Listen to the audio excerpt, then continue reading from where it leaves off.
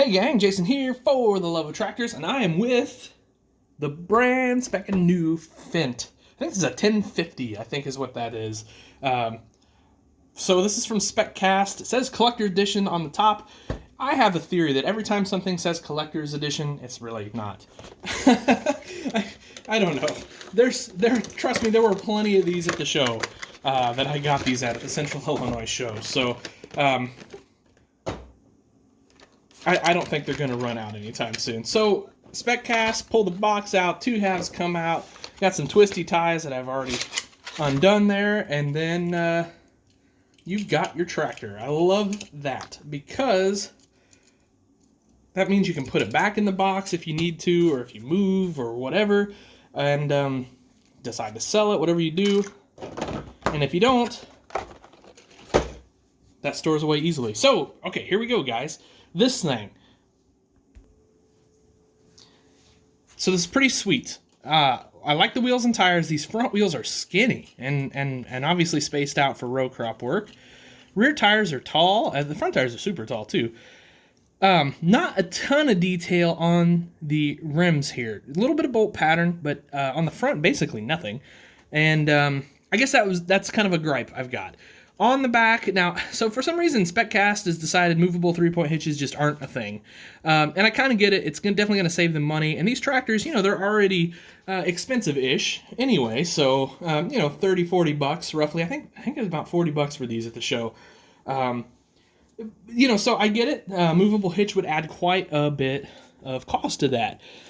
We do get a really nice actual hitch here, not the sort of Ertl standard hitch.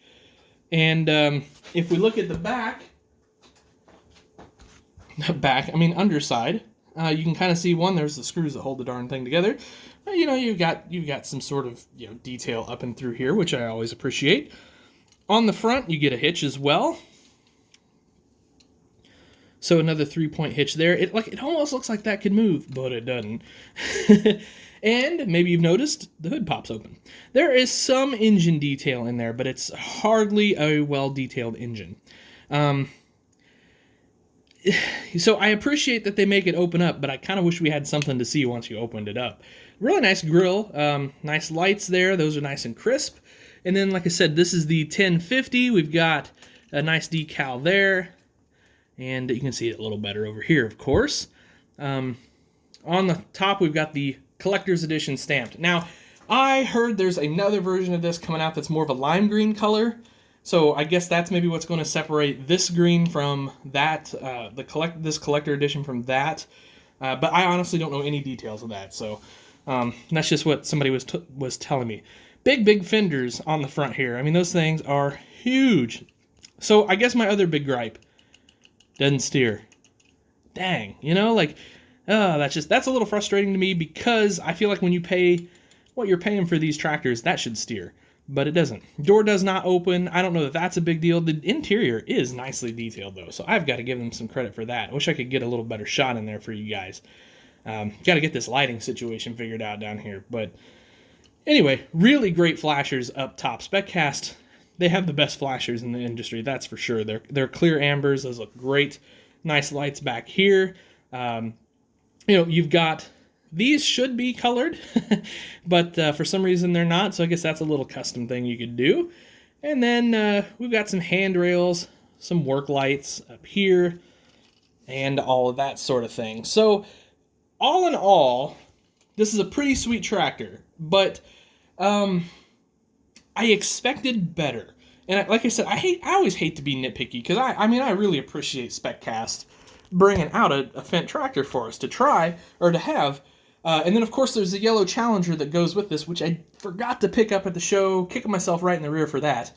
But, yeah, so it's great. I don't think it's $40 great. Ooh, did I just say that?